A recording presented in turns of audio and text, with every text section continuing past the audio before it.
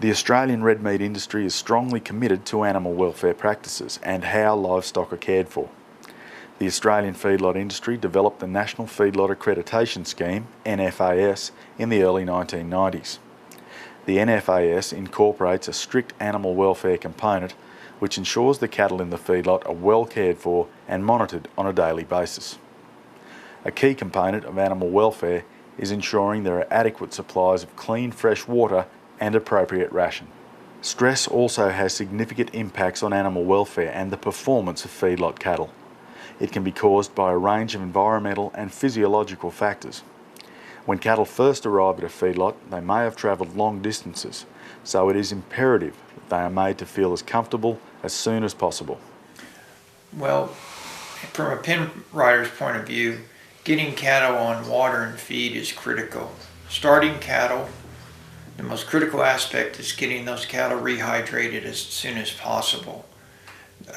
Cattle normally come in basically a minimum of 5% dehydrated, and we have to get those animals rehydrated quickly, because the longer they're dehydrated, the more risk there are as far as compromised animal health.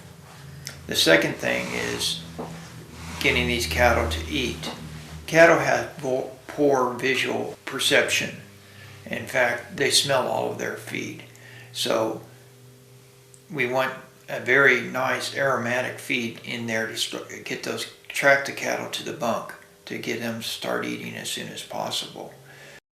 If we take away all the things that we've learned in recent years about low stress stock handling or responsive stock handling, as we've come to know it in the yards that we visit, take away those techniques and just look at how traditionally it's been done, cattle moving through the sale yard system have had more than one collection, transit to a handling facility, and in this case the sale yard, before they've actually been collected together again and go and transit again to a feedlot. And within those collections and handlings and transits, cattle have had time off feed, time off water, and they've had additive stresses put on them.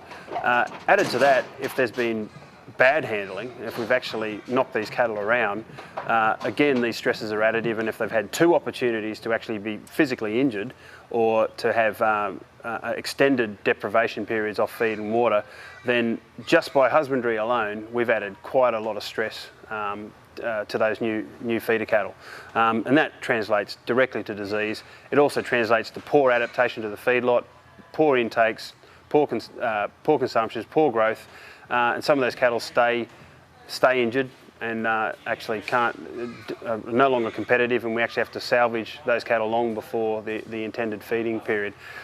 So handling is supremely important as one of the factors to sort of good adaptation to the feedlot.